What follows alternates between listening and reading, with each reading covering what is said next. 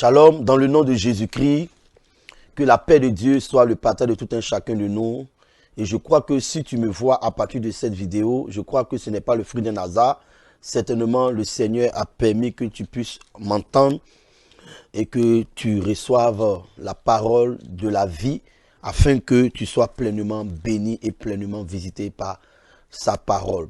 Et je crois que ce moment est solennel parce que le Seigneur a permis que tu puisses être branché pour écouter sa voix au travers de son serviteur. Alors, j'aimerais parler de la foi ferme. La foi ferme.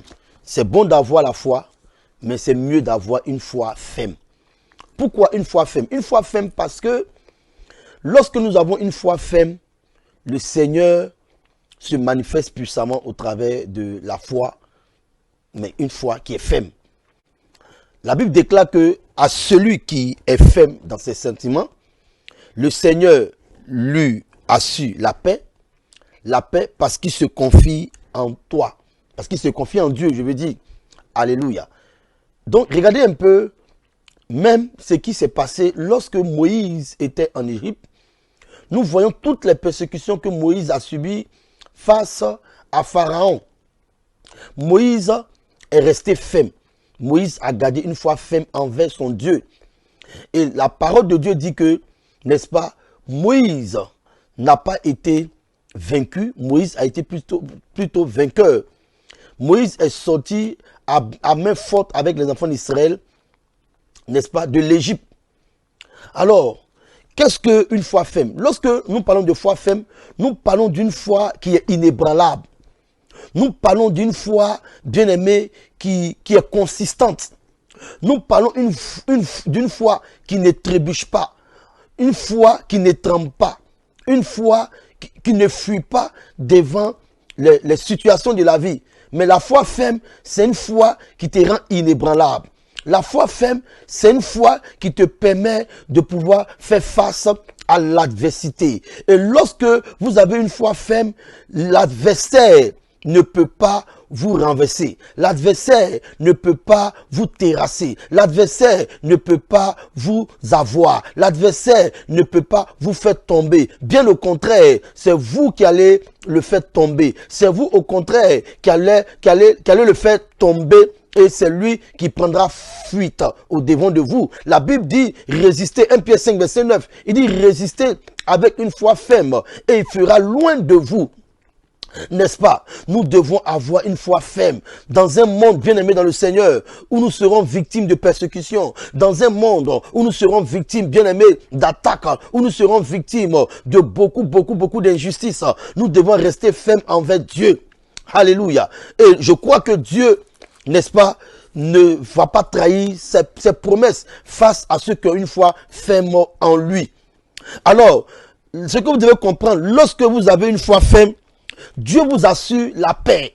Vous avez une paix qui est garantie. Vous avez une paix qui vient d'en haut.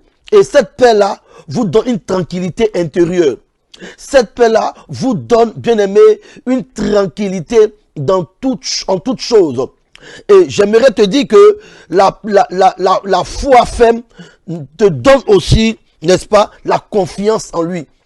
La confiance en Dieu. La Bible dit que ceux qui se confient en l'Éternel, l'Éternel renouvelle les forces.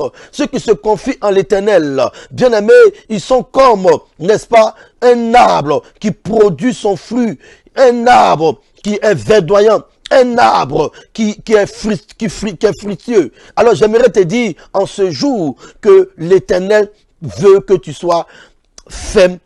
Et cette fermeté envers Dieu, bien aimé, te donnera aussi de ne pas être affaibli devant les situations de la vie.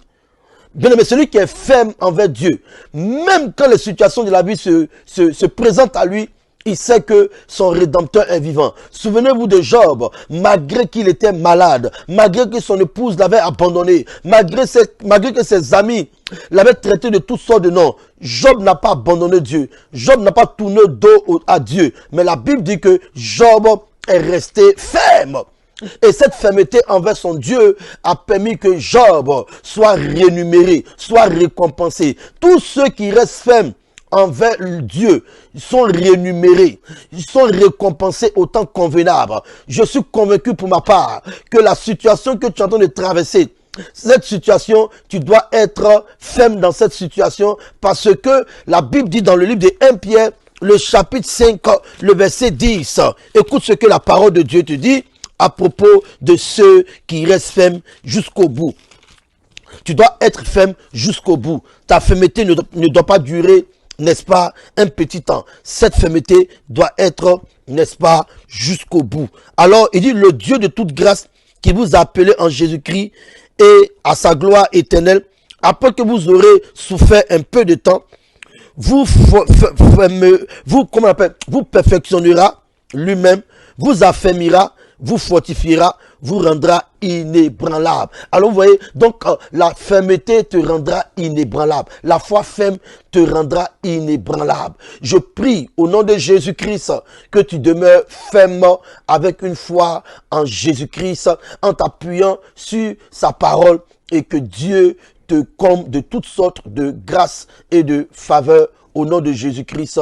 Restons fermes et le Seigneur aussi accomplira ses promesses. Au nom de Jésus-Christ, sois béni et on se retrouve la prochaine fois. Shalom.